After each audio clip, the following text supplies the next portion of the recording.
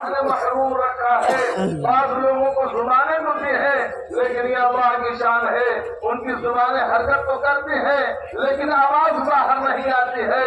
اللہ نے آنکھیں تو دی ہیں لیکن ان آنکھوں میں اللہ نے روشنی پیدا نہیں کی۔ میرے بھائیوں، یہ تمام انسانوں کے لیے دعوت ہے، یہ صرف مسلمانوں کے لیے دعوت نہیں ہے، یہ تمام انسانوں کے لیے دعوت ہے کہ اے لوگوں اس اللہ کی طرف پڑھو جس اللہ نے تمہیں پیدا فرمایا ہے، اس اللہ کی طرف پڑھو جو اللہ تمہیں رزق دیتا ہے، وہ اس اللہ کی طرف پڑھو جو اللہ تمہیں مارتا ہے، اس اللہ کی طرف پڑھو جو اللہ تمہیں کھلاتا ہے، اس اللہ کی طرف پڑھو جو تمہیں ہنساتا ہے، اس اللہ کی طرف پڑھو جو تمہیں رلاتا ہے، اس اللہ کی طرف دوڑو جو کہ تمہیں اس دنیا سے اٹھائے گا اور دوبارہ تمہیں پیدا کرے گا، اور تمہارے لیے اللہ تبارک و تعالیٰ نے بڑی بڑی نعمتیں تیار کر رکھی ہے۔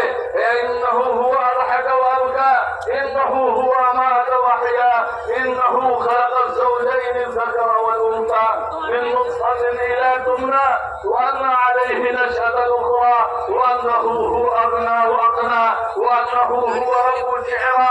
وہی وہ ذات ہے کہ جب تمہیں خوشی دیتی ہے تو تمہیں ہنسا دیتی ہے، وہی وہ ذات ہے جب تمہیں کوئی مصیبت دیتی ہے تو تمہیں رلا دیتی ہے، وہی وہ ذات ہے جس نے ستاروں کو پیدا کیا اور وہ اسی کا رب ہے، وہی وہ ذات ہے جو تمہیں برداشت بناتی ہے اور فقیر بناتی ہے، اور وہی وہ ذات ہے جو تمہیں مالدار بناتی ہے۔ میرے بھائیوں، اللہ تبارک و تعالیٰ نے انسانوں کے سامنے کھول کھول کر اپنی وحدانیت کا، اپنی ربوبیت کا، اپنی عظمت کا اور اپنی قدرت کا بڑائی بیان کر کے رکھ دیا، اور تمام کے تمام انبیاء علیہ السلام کو یہی حکم دیا ہے انا صببنا الماء صبا ثم شققنا الارض شقا فانبتنا فيها حبا وعنبا وقرضا وزيتونا ونخلا وحدائق غلبا وفاكهة وأبا متاعا لكم ولأنعامكم۔ میرے بھائیوں، آپ جو کھیتیاں کر رہے ہیں یہ کس نے پیدا کی ہے؟ یہ اللہ نے پیدا کی ہے۔ بارش برسانے والی ذات کس کی ہے؟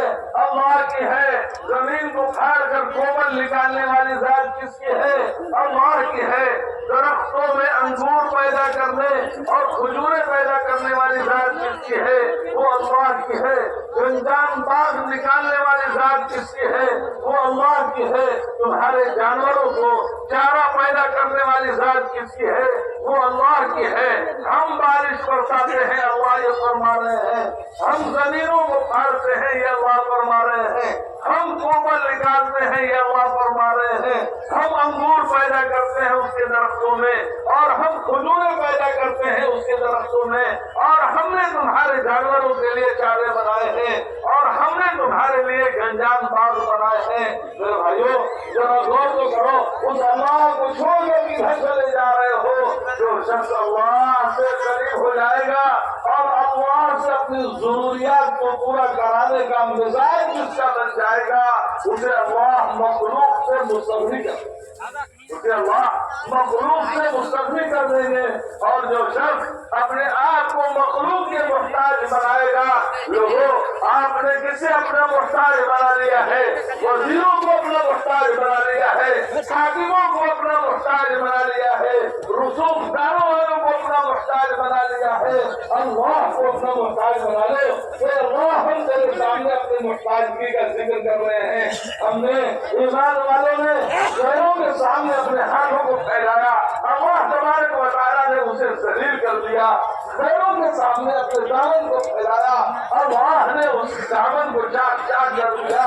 کاش کے یہ ہاتھ اور کاش کے یہ دامن اور کاش کے یہ آنسو اللہ کے سامنے گرے ہوئے ہوتے تو اللہ ویسے ہی مدد کرتا جس طریقے سے صحابہ کرام رضوان اللہ تعالی علیہم اجمعین کی مدد کی۔ میرے بھائیوں، اپنا مزاج بنا لے اللہ سے مانگنے کا، اپنا مزاج بنا لے اللہ سے محتاجگی کے، اپنی محتاجگی کا سپرد کرنے کا۔ اللہ کے سامنے ہم روئیں، اللہ کے سامنے ہم گر گرائیں، اللہ کو رونا اور اللہ کو یہ گر گرانا بہت پسند ہے۔ اللہ کے رسول صلی اللہ علیہ وسلم سے زیادہ محبوب اللہ کے نزدیک کون ہو سکتا ہے؟ آپ صلی اللہ علیہ وسلم سے زیادہ قریب اللہ کے نزدیک کون ہو سکتا ہے؟ آپ سید المرسلین ہیں، آپ رسولوں کے سردار ہیں، آپ انبیاء کے امام ہیں، آپ کو سفارش کا اللہ تبارک و تعالی اجازت دیں گے کل قیامت کے دن جو سب سے قریب ہے وہ اللہ کے رسول صلی اللہ علیہ وسلم ہے۔ پھر بھی احد کے موقع پہ مسجد علیش میں وہ مسجد آج بھی موجود ہے، آپ صلی اللہ علیہ وسلم کے جان ہے۔ آپ صلی اللہ علیہ وسلم اللہ کے سامنے رو رہے ہیں، اے اللہ یہ مٹھی بھر جماعت اگر ہلاک ہو گئی تو کل قیامت تک تیرا نام لینے والا کوئی باقی نہیں رہے گا۔ اور آپ صلی اللہ علیہ وسلم اللہ کے سامنے اتنی گری گزاری کر رہے ہیں کہ حضرت ابوبکر رضی اللہ تعالی عنہ کو ترس آ گیا۔ حضرت ابوبکر رضی اللہ تعالیٰ عنہ کو ترس آ گیا، آپ کی چادر مبارک آپ کے کانوں سے بار بار گر رہی ہے۔ حضرت ابوبکر رضی اللہ تعالیٰ عنہ اسے سیدھی کر رہے ہیں اور فرما رہے ہیں، اے اللہ کے رسول صلی اللہ علیہ وسلم بس کیجیے، بس کیجیے، بس کیجیے۔ آپ صلی اللہ علیہ وسلم کو ایک جھٹکی سی لگی اور فرمایا ابوبکر خوش ہو جاؤ، اللہ کی مدد آ گئی، انی ممدکم بألف من الملائکۃ مردفین۔ نبی جی ہم ہزاروں فرشتوں سے جو یکے بعد دیگرے آئیں گے ہم آپ کی مدد کریں گے۔ ابوبکر خوش ہو جاؤ، وہ جبریل آ گئے ہیں اور گرد و غبار اڑا رہے ہیں۔ ابوبکر خوش ہو جاؤ، اللہ کی نصرت اور اللہ کی مدد آ گئی۔ میرے بھائیو، ایسی شخصیت جن کے سامنے تمام شخصیتیں قربان ہوں، وہ شخصیت مسجد علیش میں بیٹھ کر وقت کے موقع پہ اللہ کے سامنے دعا کرتے ہیں۔ آپ صلی اللہ علیہ وسلم امت کے لیے دعا کر رہے ہیں، نماز میں جب کھڑے ہوئے ہیں تو آپ کا قیام اتنا طویل ہو رہا ہے کہ آپ کے قدم مبارک سوج جا رہے ہیں۔ آپ صلی اللہ علیہ وسلم جب رکوع میں جا رہے ہیں تو اتنا رو رہے ہیں، آنسو بہا رہے ہیں کہ آپ کے آنسو سے آپ کی داڑھی تر ہو جا رہی ہے۔ آپ صلی اللہ علیہ وسلم جب سجدے میں جا رہے ہیں، کچی زمین تھی، جب رو رہے ہیں تو وہاں کی زمین جو ہے نم ہو جا رہی ہے، تر ہو جا رہی ہے۔ کہاں گیا یہ رونا اور کہاں گیا مسلمانوں کا اپنی محتاجگی کا اللہ کے سامنے رکھنا، اور کہاں گیا، کہاں ختم ہو گیا یہ گڑ گڑانا۔ سعد بن ابی وقاص رضی اللہ تعالیٰ عنہ کو جب گھوڑا جو سمندر میں دوڑانے کا وقت آیا، انہوں نے سب سے پہلے اپنے ساتھیوں، اپنے جماعت والوں کی طرف نظر اٹھائی، دیکھا کہ کوئی اللہ کے سامنے رو رہا ہے، کوئی گڑ گڑا رہا ہے، کوئی قرآن کی تلاوت کر رہا ہے، کوئی آپ صلی اللہ علیہ وسلم کوئی سجدے میں ہے اور کوئی نماز میں نیت باندھے ہوا ہے۔ سعد بن ابی وقاص رضی اللہ تعالیٰ عنہ نے فرمایا کہ اب کام بن گیا، گھوڑے کو سمندر میں دوڑا دو۔ کام تو اللہ اعمال کی بنیاد پر بناتے ہیں، کام تو اللہ اعمال کی بنیاد پر بناتے ہیں۔ کام بننے کے اسباب اعمال ہیں۔ آج انسانوں نے کام بننے کے اسباب کو دنیا کے اغراض پر موقوف کر دیا ہے، دنیا کے اغراض پر موقوف کر دیا ہے۔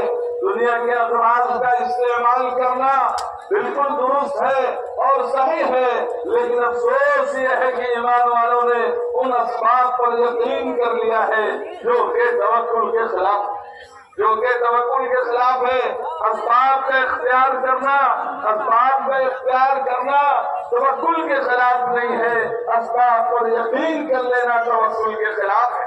میرے بھائیوں، چیزوں سے ہمیں کام بننا ہوتا تو انبیاء کرام علیہ السلام کا کام بنتا، چیزوں سے کام بننا ہوتا تو فرعون کا کام بنتا، چیزوں سے کام بننا ہوتا تو نمرود کا کام بنتا، چیزوں سے کام بننا ہوتا تو ابو جہل کا کام بنتا، لیکن جن کے سامنے کچھ بھی نہیں تھا، جو کہ فاقے پر فاقہ زندگی گزار رہے تھے، جن کے پیٹ میں پتھر بندھے ہوئے تھے اور جن کے جسم پر اچھے کپڑے بھی نہیں تھے اور پیوندار کپڑے تھے، لیکن اللہ تبارک و تعالیٰ نے انہیں کامیاب کیا۔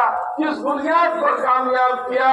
شاید کہ ان پتھروں سے پوچھو جو پتھر آپ صلی اللہ علیہ وسلم کے قدم مبارک کو زخمی کر رہے تھے، شاید کہ ان سرداروں سے پوچھو جنہوں نے آپ صلی اللہ علیہ وسلم इफादत की थी। आपने यालेल, हबीब और मसरूद इन तीनों सरदारों से पूछो जिन्होंने आप सल्लल्लाहु अलैहि वसल्लम की तौहीन की थी। ताइफ के उन नौजवान बदबख्तों से पूछो जिन्होंने कतार लगाकर आप सल्लल्लाहु अलैहि वसल्लम के जिस्म मुबारक पर पत्थर की बारिशें बरसाई थी। और बिना की उन घाटियों से पूछो जिन्होंने आप सल्लल्लाहु अलैहि वसल्लम की एड़ियों को जख्मी किया था। और मुहाजिर और उन हिजरत के रास्तों से पूछो जहां से आप सल्लल्लाहु अलैहि वसल्लम और अबू बकर रज़ियल्लाहु तआला अन्हु निकले। मेरे भाइयों, ये असबाब नहीं थे, ये असबाब नहीं